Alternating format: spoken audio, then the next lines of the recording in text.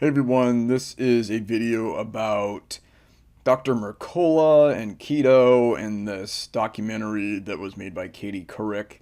It's a few years old now, but it's still really relevant. So if you don't know Dr. Mercola, or Joseph Mercola, he has that huge email following. He's been pretty popular online for the last 15 years now. And I even have patients sometimes who mention his name. They want my opinion on him. Well, in this video, I'll give you my opinion, and I'll give you my opinion on what he thinks. So just looking at the top banner here, you see all this stuff like Keto Fast and instant best-selling book and Dr. Mercola Keto Fast and Keto Fast Cookbook. He's one more doctor telling us what we should eat and what we shouldn't eat. Nothing new there. And then the title of this article, or really it's a review of the documentary. And to be honest, I have not watched the documentary in its entirety, although I kind of have a good idea on what it's going to say. They're going to interview some people who tell us that the food industry is making us fat and sick, and there's this conspiracy to cram as much sugar down our throats as possible. So I kind of know where it's going. I just haven't watched the whole thing, so I will provide a critique in the future. But this is Dr. Mercola's review, and of course he raves about it. How the obesity epidemic got started and how we can end it. All right, well, let's take a look. Fed Up, narrated by Katie Couric, investigates the misinformation touted by the processed food industry and how these fallacies have created the global obesity epidemic. So one thing that you see a lot is this conspiracy, that there's this conspiracy among the food industry to make us as fat as possible. Really, it's just a conflict between capitalism, in which you try to sell as much as possible, and our own health. And it's like the more we eat their stuff, the worse our health gets. So if you ate nothing but Fritos and soft drinks all day, you probably wouldn't be too healthy, although that would be good for their bottom line. So I understand there is kind of that conflict, but there's kind of this conspiratorial element to this whole thing. Really, guys, the food industry is just selling you what you want. And what we want are foods that are high in fat, high in sugar, high in salt, and that taste really good, and they're really convenient. As a society, we have made this trade-off, kind of this Faustian bargain between abundance and health. So for most of you in history, we didn't have enough to eat, right? It was really hard to get enough, and starvation was the norm. People died early because they couldn't get enough. Now we have the opposite problem. Now we have too much. Our brains, however, are primed to seek sources of food that are high in energy density.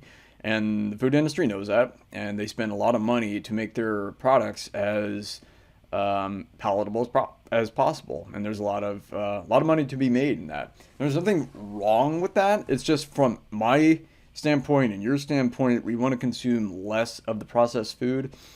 Not completely eliminate it, because there is room for entertainment in our diet. At least that's what I argue. But you wouldn't want to eat this stuff 3 times a day every day, right? So, but get rid of this idea that there's some kind of conspiracy. One widely held belief is that all you have to do is to normalize your weight is eat less and exercise more. Between 1980 and 2000, memberships to fitness clubs doubled, and so did the national obesity rate. So when you're looking at research like this, one thing to watch out for is relative statistics, like doubled and tripled and went up by 30 or 40%. Unless you have the gross numbers, this is kind of a meaningless statistic. Because what if memberships in 1980 were like 1 in 30,000 people? Like, that wouldn't be a lot, right? How many fitness clubs were there in 1980? Not a lot. We didn't have Gold's Gym. That's like the only big one back then. You didn't have Lifetime Fitness. You didn't have Orange Theory. You didn't have, what are some of the other big ones? LA Fitness. You didn't have 24-hour fitness. Okay, so my point is there weren't a lot. And my question is, why does he stop at 2000? Why doesn't he go to 2015 or 16, right? And so did the national obesity rate. And I've worked in a gym before, and I can tell you that 5% of the customers at a gym account for 80% of the traffic. It's the same people over and over again. A lot of people get a gym membership, they get excited about joining, but they're not willing to do the work, or they just don't make it a priority, or a lot of times they just don't know what to do. They see all this equipment and nobody really showed them what to do. So there are a lot of people who join fitness clubs who don't really use it. So I think this is kind of a misleading statistic. They act like everybody who joins uses it 7 days a week and they're really diligent about their exercise and they're still not getting results. The conventional low fat, high carb, he calls it conventional. Um, it's not really conventional anymore. I mean, there was a time back in the 70s and 80s, even the 90s, when that was conventional, but how many people were following it? And I've always made this argument that yes, that food pyramid from 1980 argued that we should eat a low fat diet and we should have grains at the bottom and animal fats at the top. Okay, so yes, that was somewhat misguided. They were operating on less evidence that we have now. But I don't see a lot of people talking about that anymore. Yeah, there is those like vegan doctors who say we should eat a low fat raw vegan diet. Okay, but that's not conventional. That's more of a fringe these days. And it created the obesity epidemic. That is a very unscientific claim, saying that there is one cause of the entire obesity epidemic, and we can sum it up in this low fat, high carb diet. That's ridiculous. Not only that, but how many people are really getting fat on a low fat diet? Okay, probably not. A lot of people are getting obese because they're eating foods that are high in carbs and fat. And that's the deadly concoction, right? When you combine fat and sugar, then food becomes really, really tasty and really easy to overeat. If you struggle with excess weight, stop counting calories, eat real food. Okay, I kind of agree with both of those. Increase your dietary fat intake and reduce your net carbs. All right, well, if you believe that, then eat 2 sticks of butter and drink a cup of olive oil each day. All right, see if you lose any weight on that. Fed Up, narrated by Katie Couric, investigates the misinformation touted by the processed food industry. So it's kind of like what it was up there. This includes lies that you've been told about calories and diet versus exercise. Again, it's this whole conspiratorial element to it. You know, that they're lying to you. They're not lying to you. I mean, how exactly are they lying to you? They show you by law how much sugar and fat is in this stuff. They even post it on the front of their bottles. You know, it'll say like calories and sodium. That I don't think that was mandated. I think the beverage industry started doing that because people wanted to know what was in this stuff. So again, it's like this. There's this whole industry, and it's trying to make you as fat as possible. Government subsidies, to an extent, that's true, that support the junk food industry, and government policies that prop up the processed food industry. I don't know what he means by the processed food industry. Like, is there a difference between the food industry and the processed food industry? Because there's a tremendous overlap there. Everything in the grocery store is made with less fat and fewer calories. Our kids keep getting bigger and sicker. I have not seen that. Everything in the grocery store is made with less fat and fewer calories. I mean, what is she looking at? Just go down the candy aisle, go down the cookie aisle, go down the specialty aisle, go down the energy bar aisle. Most of the things in the grocery store contain a lot of fat, actually.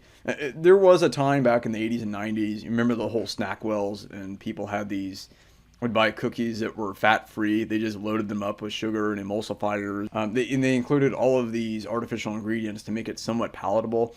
There was that trend back in the 80s and 90s when people were substituting oat bran, or they were substituting eggs and bacon with oat bran, okay?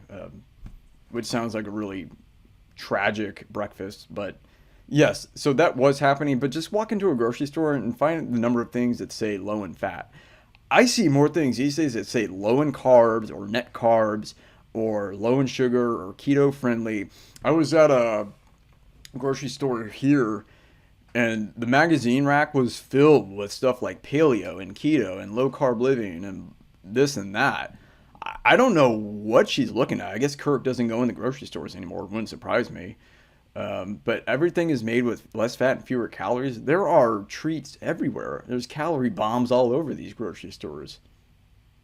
Could there be a link between the ever-growing obesity problem and the government's dietary guidelines? So this is something that has been touted by people like Tina Teicholz and Gary Taubes, these popular authors, that the government came out with these guidelines that were based on evidence, and then everybody followed them, and then we all got fat. It's a story, but it's not true, and it sounds plausible, right? The government came out with this food pyramid in 1980, and they had bread and pasta at the bottom, and then butter somewhere near the top, and then sweets at the top, which isn't necessarily a bad thing. There are a lot of vegetarians and vegans who are doing pretty well and they're pretty slim. Anyway, what if the solutions weren't really solutions at all? What if they were actually making things worse? And again, there's this idea that people actually listen to the government guidelines. If you're in marketing or psychology, you know how hard it is to persuade people to do what you want them to do. And it's a lot harder than just making a food pyramid. And keep in mind, when this food pyramid was released in 1980, there was no internet. Okay, so they released it. There was no way to see it. And, I mean, unless you, I don't know where you would see it. So they're overestimating the role that these government guidelines had on the obesity epidemic. And not like that, but if you look at other countries where there is a rise in obesity, they didn't have the food pyramid. So what was it? The energy balance, calories in, calories out, or CICO as you see it sometimes, originated with a simple observation involving mice in 1953. That's just factually incorrect. People were measuring calories with calorimeters back in the 1800s. So no, that's just wrong. 1953, that's when they started. People were counting calories back in the 20s. Okay, it's nothing new. Up until that point, exercise was strongly discouraged. Doctors warned it would cause heart attacks and lower sex drive. Wouldn't surprise me if they actually did. Not only that, but this is another example of bad science. Very rarely does one study influence people's behavior like this. The only example I can think of where this really happened was Andrew Wakefield's fake study about vaccinations. It appeared in the Lancet back in the late 90s. His medical license was revoked. That article was retracted. I hope nobody believes that anymore, although I do see a trend against vaccinations. But it probably didn't start with that one article. Even if it did, it is a rare exception where one article can influence all of science like this. And he's saying that this article that started with nutritionist Jean Meyer, I don't know how to pronounce it, or is it Jean, involving mice, it probably had less impact than what he's saying. And he's saying his findings sparked a fitness revolution. Again, that's very simplistic. This one finding sparked an entire revolution. I'm just not really buying that. Then they say that the national obesity rate also doubled between 1980 and 2000. That is true. There was a big uptick in obesity rates starting in 1980. They're still trying to figure that out. I doubt it had anything to do with the pyramid. I think what happened is that everything kind of hit critical mass, right? You just had more wealth, more access to food, tastier food, more options. One thing that you'll notice is that as societies get wealthier and they get more access to food, they also get fatter because they're not doing hard labor in the fields. They're not working in factories anymore. They have more leisure time. They have access to more options. They want their food to taste better. Okay, this is just a natural phenomenon that you notice across the world. Mexico, India, the rest of Latin America, even Africa. To offset a single 20-ounce soda, a child would have to ride a bike for an hour and 15 minutes. That's true, but over the course of 24 hours, you're burning a lot too. Okay, and a 20-ounce soda is what, 250 calories? But in a day you're burning 200 and 2,500. That's about what I burn in a day. So if I drank 3 of those, I would definitely be losing weight, wouldn't I? Modern research has also shown that all calories are not made equal. Some calories are burned far easier than others, while some stubbornly lodge themselves on your frame in the form of fat. Well, here's what I'll say about that. Dietary fat converts to adipose tissue like that. There's no energy lost in that conversion factor. It actually takes a little bit of energy to convert starches into sugar into triglycerides. So he's actually wrong about that. And I want a citation on that. Some calories are not made equal. So what happens to all these fat calories? Do they just kind of like burn off into the ether? I don't get what he's trying to say. Then he gets into insulin. Insulin is this popular theory these days that if you eat carbs, then that releases insulin. Insulin drives sugar into your fat cells, and then it traps the energy in the fat cells, and then you want to eat more because insulin is trapping all this energy in the fat cells. That's kind of a summary of this whole insulin hypothesis. I think it's a fad. I don't know how long it's going to last, but it's not really true. There are plenty of people in this world who are trim and fit who eat foods that spike insulin. And if we're not supposed to eat foods that elicit insulin, then why are we programmed to eat it, right? Like why would our bodies have this mechanism in place to, why would it have this hormone to lower blood sugar in your body? That doesn't really jive.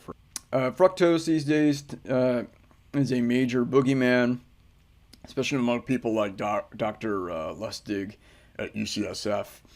Because it is metabolized by your liver, nearly all those calories are turned directly into body fat. But I'll say this, fructose does not elicit an insulin response. So up here he's blaming insulin. Up here he's saying that it's fructose and it just gets converted into body fat. Well, even if that were true, if you're in deficit, you're going to draw on that fat at some point. So it's like, why does it matter? It's like a cash register, right? You're taking money in, you're taking money out. It's really the long-term balance that matters, right?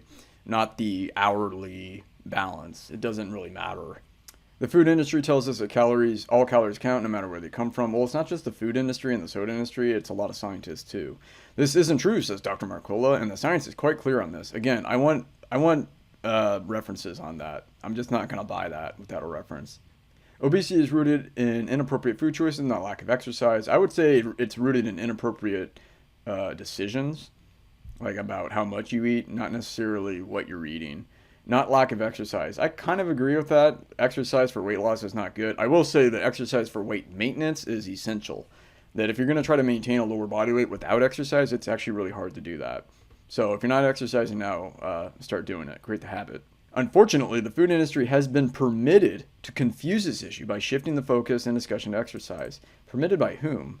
And is he implying that they should not be permitted? I don't know what he's saying there. Every single family struggling with obesity is eating precisely what they shouldn't, lots of cereal and low-fat or diet food. Well, I would say that every family struggling with obesity, they're not getting fat because they're eating cereal.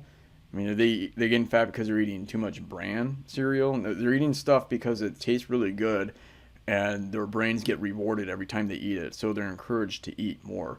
They're probably not exercising very much. And again, I have not watched the entire documentary. I will get to it. I will make a full video on it. Trust me on that. But I imagine it's because, one, they're just living very unhealthy lives. And they're eating foods that don't satiate their appetites very well. And they actually taste really good. So it's like a double whammy, right? They never feel satisfied. And it tastes really good. And it's really rewarding. So it's just this vicious cycle that they're in. It's not because it contains carbohydrates. Whole grains are supposed to help you lose weight. They don't. Whole grains are just as fattening as other grains. Well, here's what I'll say. There was a study not too long ago. I forget who did it, but it predicted, I think it was in British Medical Journal, and one of the greatest risk factors for obesity was low whole grain consumption. In other words, people who ate the fewest whole grains were at the greatest risk for developing obesity. And then I remember somebody asked Michael Pollan. He's an advocate for plant-based diet. He's kind of I don't know what he is. I don't know if he's a professor, but he's written several books on nutrition and on drugs now. He's writing about drugs. And somebody asked him, if you could change the American diet in any way, what would you say? He would say more whole grains. But Dr. Mercola is telling you that those oats that you're eating, those are making you obese. Grains and starches are rapidly converted into glucose. Well, not necessarily. In your digestive tract, and are among the foods you should eat as little as possible if you're struggling with excess weight. So go ahead and eat those sticks of butter and the cups of olive oil, and see if that helps you. Low-fat foods are typically very high in sugar. Sugar is what makes you pack on excess weight. Well, didn't do it for me. And prevents your body from burning body fat. So let me ask you, what does your brain use to function? It's not fat, it's glucose. All right? Nearly all grains are high in lectins. This seems to be another boogeyman that has cropped up in the last, 5 or 6 years. People are talking about lectins, these anti-nutrients that you can find in plants. It's just one more thing you probably shouldn't worry about. They can have very serious adverse metabolic consequences by increasing inflammation. Where's the reference? What happened in the 1980s, food-wise, to precipitate this rapid increase in type 2 diabetes? He mentions the 1977 McGovern report. I have not read that entire report. I probably don't have time for it. But he talks about the first ever dietary goals for the U.S. Americans were encouraged to buy leaner meats with lower saturated fats. And to his credit, that was misguided. I don't think there's any problem eating saturated fat or cholesterol in the diet. Your body has ways of regulating that. So if you increase dietary cholesterol, your body will produce less of it, right? Because your body's always seeking homeostasis. It wants to keep things in balance, right? So if there's too much of one thing, it lowers it. If there's too little of one thing, it tries to raise it. There's all sorts of mechanisms in place to keep you alive. This spawned a whole new industry of low-fat diet foods. Well, that's true because the food industry saw this opportunity. People were becoming skeptical of saturated fat. So what did the food industry do? They created foods that were low in fat because that's what people wanted. This is my point. The food industry is only selling you what you want. It's not the other way around. They can't manufacture desire and appetite. We come to the food industry with certain desires and appetites, and the food industry does its best to satisfy it. Between 1977 and 2000, Americans doubled their daily sugar intake. And again, I want to know why it stops at 2000. I suspect because there has been a peak or even a decline in sugar. I don't have data on that, but it's 2019. This was written in 17. So why is he stopping at 2000? I want to see a graph that goes all the way up to 2016 at least. And sugar, not saturated fat and cholesterol, is a primary culprit of gaining weight. I would say it's a combination of sugar and saturated fat. Not only that, you don't find saturated fat in most plants, but where you do see it is palm oil. And palm oil is plant-based, right? I think they grow it in Indonesia and causes a lot of environmental destruction. So I'm arguing it's a combination of sugar and fat that's making people fat. And the fact that it's easy to consume and you can find it anywhere. That, we live in a giant cafeteria right now. That to me is an obvious observation. I don't know why people like Mercola have to resort to this sugar hypothesis to explain the obesity epidemic. Eating fat does not make you fat. Eating sugar does. Well, here's my challenge to anybody. Just eat an entire tub of peanut butter each day and see what happens to you. I guarantee you are not going to lose weight if you eat 2 sticks of butter and a tub of peanut butter every day. You just won't. According to Dr. Robert Lustig, I knew they would quote this guy, who was featured in the film, sugar is a chronic dose-dependent liver toxin. Well, anything is a toxin in excess, right? 600,000 food items sold in grocery stores, 80% of them contain added sugar. Well, it's not hard to understand why. It makes everything taste good, right? Commercial yogurts are notoriously high in sugar. That's true. Research has convincingly shown that artificial sweeteners add to the obesity problem. I know a lot of gym goers, or at least I've met them, like strength athletes. Almost all of them consume these substances. They're consuming sucralose or aspartame, all of these ergogenic products that are ergogenic, meaning it's a legal performance enhancer. Okay, so like protein powder or what's that other one? NO Explode, that was popular for a while. They all contain artificial sweeteners. So all these strength athletes are using them, and he's saying that they add to the obesity problems, and perhaps more so than regular sugar. I would like to know what the mechanism is for that. They don't contain any calories. How are they adding to obesity? And then he talks about food addiction. Addiction, again, that's another word that they use to make it more sensational. The very real issue of food addiction and sugar addiction in particular, I don't think people are addicted to any one substance. I think people are addicted to bad decisions. And they're addicted to instant gratification, and they're addicted to the feelings that sugar provides. It's not sugar itself. I don't see people inhaling bags of sugar. What I see them doing is eating cookies and chips and donuts, which again is that combination of fat and sugar that makes food extremely rewarding. Studies have demonstrated that sugar is 8 times more addictive than cocaine. 8 times more addictive. So how do you measure addiction? Like what measurement would you possibly use to measure that? I would like to know. And again, there's no citation here. The biological mechanisms behind food addiction were clearly spelled out in a previous interview with Pamela Peeke, author of The Hunger Fix. Another book I have not read yet. It is in the queue, coming soon. The notion that all you need is the willpower to resist simply doesn't work when you're addicted. Well, willpower doesn't work when you're not addicted either, right? Willpower only goes so far. So, I don't know. I kind of agree with that. Willpower is a really finite thing. What you need is a system of making decisions. That's where I come in. I like to modify people's behavior and the way they decide what to eat. I like to reprogram negative thoughts and negative beliefs so that people eat better and transform their health. Willpower is only one part of that equation. If you have values, you don't need a lot of willpower. You don't need a lot of willpower to do the right thing every day. You don't need a lot of willpower to treat people right. You don't need a lot of willpower to not commit crime. You don't need a lot of willpower to not take cocaine. Why? Because you have values, right? So when you have values and you have a vision for your life, you don't need a lot of that willpower. The other variable that is rarely, if ever, addressed in the discussion is the timing of your food. You can eat the same amount of calories, but if you eat them in a time-restricted window, as one does in intermittent fasting. So he's another one of these gurus promoting intermittent fasting as like the ultimate solution to total health. Fasting's fine, guys. It's just you're not going to notice much of a difference. And again, this is one of those fads that comes and goes. It's another fad that plagues the whole health and fitness industry.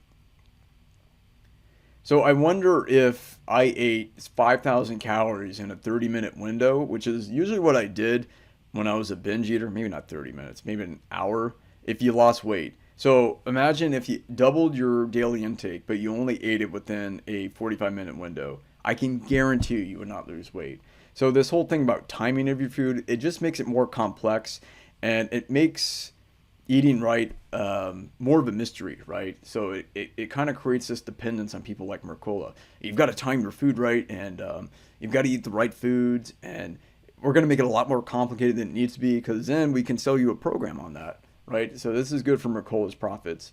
I have recently increased my daily fast up to 18 to 20 hours. I'm not surprised, as I believe that provides me with superior metabolic results. No, it's not a bad habit. You're not going to die if you go 20 hours a day. It's just not feasible for a lot of people. Intermittent fasting is a highly effective tool that helps your body shift from burning sugar to burning fat. Food cravings tend to simply vanish. Probably not, and that's really individual. He talks about End of Alzheimer's, which is another book. Disclaimer, I have not read it yet.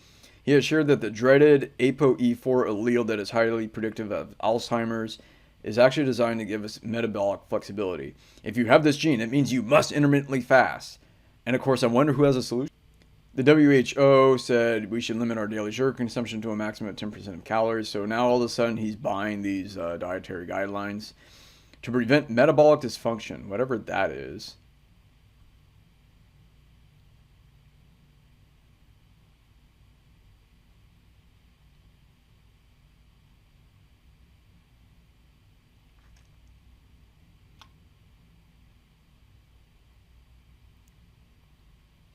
Those who got 21% or more of their daily calories from sugar were twice as likely to die from heart disease.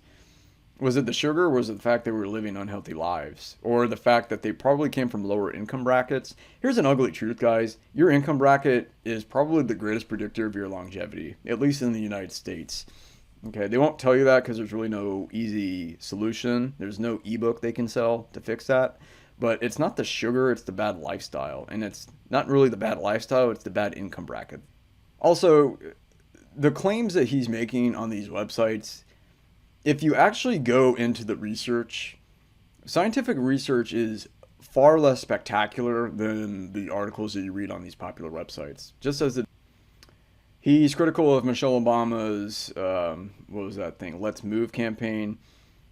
It hardly made a dent in childhood obesity. Research shows that childhood obesity continued to worsen after the launch of this nationwide campaign in 2010. I don't think that had anything to do with Let's Move. Most people probably didn't even know that was a campaign. Most people probably didn't even pay attention. The conventional low-fat, high-carb recommendation has, without a doubt, contributed to the obesity epidemic. Calorie counting does not work because the source of the calories is far more important than the amount. Like I said, try the olive oil, butter, peanut butter diet. Double your caloric intake, eat 6,000 calories a day, just minimize the amount of carbs you get. See what happens. It's not going to be pretty. Calories from carbohydrate raise your insulin level and turn to body fat. Dietary fats and protein have very little impact on your insulin. That's actually not true. Protein does have an insulinogenic effect. You cannot exercise your way out of a poor diet. That's actually true. A poor diet is one of those that is high in processed food, added sugars, harmful fats, and artificial ingredients. That's also true too. So why does he need to blame carbs? Because vegetable oils and trans fats are now the part of the problem too. It's not just sugar. We can turn the obesity epidemic around. We need to return to a diet of real, minimally processed foods. True. We need to educate people on the importance of eating healthy fats. I always laugh when I hear this. You can't just educate people. Education is not enough. You have to have real behavior modification. We've been educating people on diet for the last 100 years. We've had doctors like Mercola wagging their finger, telling us not to eat this, and it's only gotten us worse. I think that's part of the problem, is that we have too many quote-unquote experts and gurus telling us what to eat instead of just allowing people to eat. So education itself is probably not the solution. We need to educate them about eating healthy fats and avoid consistently eating large amounts of net carbs, carbohydrates minus the fiber. Once we are burning fat for fuel, we need to cycle healthy carbs back in to feed our gut microbes. Read that 3 times and tell me what that means. I have no idea what that means. Although he probably has another program on gut microbes. Last but not least, it would be wise to limit your consumption of protein. Most people do that anyway because protein is kind of expensive. Doesn't taste that good anyway. In my view, the single most important driver of obesity is consuming over 50 grams of net carbs a day and excessive protein. There was a time in this country and in this world where obesity hardly existed. Is he going to say that it was because we were eating fewer than 50 grams of carbs each day? Just look at old cookbooks and old magazines and see what people were eating. Yes, they were eating a lot of lard and saturated fat, but they were also eating stuff like rice and potatoes and grains. Grains have been the ultimate driver of civilization since the beginning of civilization. And people have been eating more than 50 grams of net carbs a day for thousands of years without the obesity problem. Once you become an efficient fat burner, it will become virtually impossible to be overweight. Just look at the people who are promoting low carb diets. They're not exactly rail thin, right? Just look at Tobbs and Eads and who are some of these Jimmy Moore. A lot of these guys have their own weight issues. Even Robert Lustig, he's not exactly trim and slim either. If you're serious about losing weight, you need to avoid all processed foods and cook them from scratch using whole ingredients. Unless you live in your kitchen all day, that's probably not a realistic option. That's where convenience food comes in. We've traded convenience for health in a way. We don't have the time anymore to cook from scratch. And I think that's one of the problems, is that we don't cook home cooked meals. We're eating out a lot more. We have a lot of takeout food, a lot more convenience food. Even if it was just one home cooked meal a day, that would be a vast improvement. But you don't even have to do that. You can just get one meal each day that consists of whole unprocessed foods. But 3 meals a day, it's probably not realistic for a lot of people. So here are his ultimate recommendations. Eat real food. I'm not going to argue with that. Eat real food. Reduce added sugar consumption, which is the root cause of insulin resistance and weight gain. I've explained why I don't think that's true above. If you buy organic, you'll cut your exposure to pesticides and GMOs, and ditching processed foods. You'll avoid artificial sweeteners. There's just all sorts of things that can make you unhealthy, according to Dr. Mercola. Again, reduce net carbs to under 50 grams a day. Have fun with that. Once you've cleaned up your diet and you're still struggling, well, here's my question. If you've cleaned up your diet and you've met all of these requirements, you've cut your carbs down to 50 grams a day, you've increased your fat intake, you've lowered your protein, you've lowered your consumption of added sugar, why would you still be struggling at that point? He kind of contradicted himself here. You may want to consider the timing of your meal. So now it's not enough to just reduce your carb intake to 50 grams a day. Now you've got to time it perfectly. Intermittently fasting can be very effective to shift from sugar to fat burning mode. Aim for 7,000 to 10,000 steps a day. Well, why does that matter if exercise doesn't help you lose weight? Then at the end here, of course, he's got a cookbook, mouth-watering recipes to try today. So no pasta, no bread, no rice, no this, no that. Somehow it's going to be mouth-watering. So you can give that a try. Needless to say, I'm not going to order it. Here are some principles, guys. Avoid conspiracy theories like this. Avoid the sensational claims that Dr. Mercola makes. Avoid gurus like this.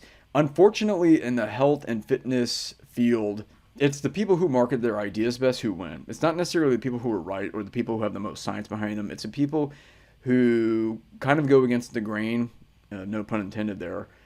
People who get the most attention, people who have the most sensational claims, those are the ones who get the most sales. And those are people with the most influence in this industry. There are researchers who are far closer to the truth than Dr. Mercola.